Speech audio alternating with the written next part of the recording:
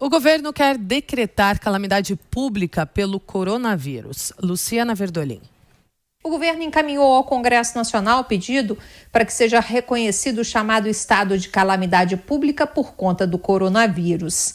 A justificativa é de que será necessário aumentar os gastos públicos para proteger a saúde e o emprego do brasileiro diante da perspectiva de queda da arrecadação.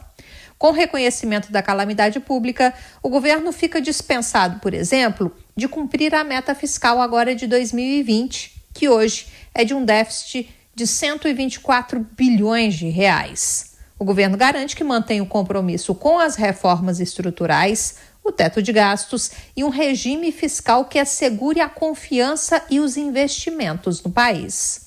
A sinalização que vem do Congresso é positiva e a avaliação é que o pedido deve ser aprovado rapidamente.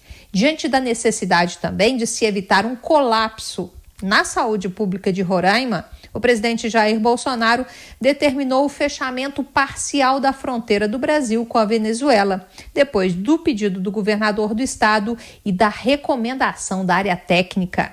Bolsonaro, no entanto, explica que o tráfego de mercadorias não será suspenso para não prejudicar a população dos dois países. Agora, alguns acham que a palavra fechar a fronteira é uma palavra mágica. Se a gente tivesse o poder de fechar a fronteira, como muitos pensam, não teria entrada de droga nem arma no Brasil. Nós temos 17 mil quilômetros de fronteira. Agora, há uma certa histeria. É como se fechar a fronteira resolvesse o problema. Alguns querem que a gente feche os aeroportos. Ontem, o presidente e os ministros que o acompanharam na viagem aos Estados Unidos passaram pela segunda rodada de testes para o coronavírus. Mais de 3 integrantes da comitiva já testaram positivo para a doença. No fim da noite, o presidente Jair Bolsonaro usou as redes sociais para mostrar que teve um novo resultado negativo. E mais uma vez repetiu que considera estar havendo um pouco de exagero nas preocupações. Comparou a doença a uma gravidez, que pode demorar, mas acaba passando. A minha mensagem é para que não se apavorem. Nós vamos ter que passar por essa onda. Agora, se o pânico chegar no meio da população, tudo fica pior. Nós estamos preocupados com a questão humanitária, de vidas, mas também com a questão econômica. Apesar da posição tomada ontem, no início do dia, de evitar grandes encontros aqui no Palácio do Planalto, o presidente Jair Bolsonaro anunciou que ele, juntamente com todos os ministros do governo, pretende explicar as medidas que estão sendo tomadas para evitar que a crise da saúde se transforme em crise política e econômica. Ele diz que admite que o problema é sério, mas que vai passar com o tempo. À noite, Bolsonaro ainda vai receber os presidentes do Supremo Tribunal Federal, Dias Toffoli, da Câmara, o deputado Rodrigo Maia, o ministro José Múcio, do Tribunal de Contas da União, e o procurador-geral da República, Augusto Aras.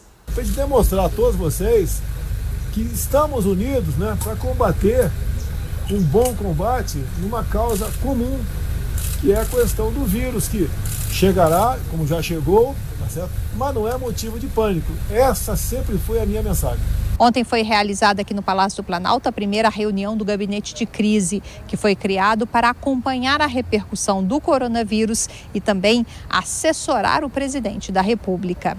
Mesmo com a orientação aqui dentro do governo de que pessoas com mais de 60 anos e portadores de doenças que elevam o risco do coronavírus trabalhem de casa, o porta-voz da presidência, Rego Barros, ressaltou que a regra, no entanto, não vale para presidente da República e ministros de Estado.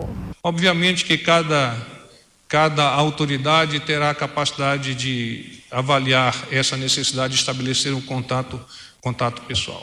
O gabinete de crise ontem havia determinado também que, para evitar contato entre as autoridades e aglomerações de jornalistas, as reuniões a partir de agora deverão ser feitas preferencialmente por videoconferência.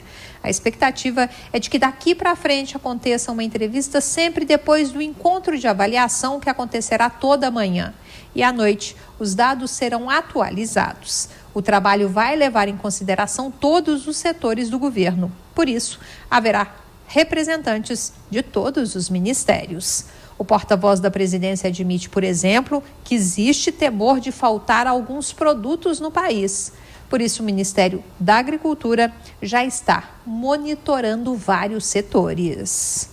No sentido de identificar possibilidades eventuais de algum produto, em algum momento, em algum local, ser dificultado o acesso por parte da população. É nesse sentido que eles estão trabalhando, mas não há nenhum tipo de preocupação pontual por parte do MAPA nesse sentido. É uma antecipação, até porque uma reunião de coordenação nesse nível exige que se trabalhe a curto, médio e longo prazo. O presidente Jair Bolsonaro confirmou ontem também que o governo estuda oferecer uma espécie de voucher para trabalhadores informais que forem prejudicados pela crise do coronavírus. O presidente explicou que o ministro da Economia, Paulo Guedes, apresentou a proposta, mas ainda não está definido o valor e como será feito o pagamento.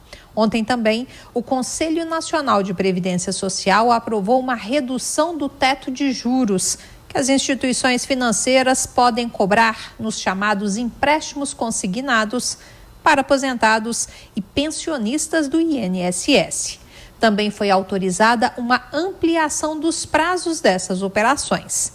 Pelas contas aqui do governo, 25 bilhões de reais deverão ser injetados na economia com a ampliação do consignado. De Brasília, Luciana Verdolin.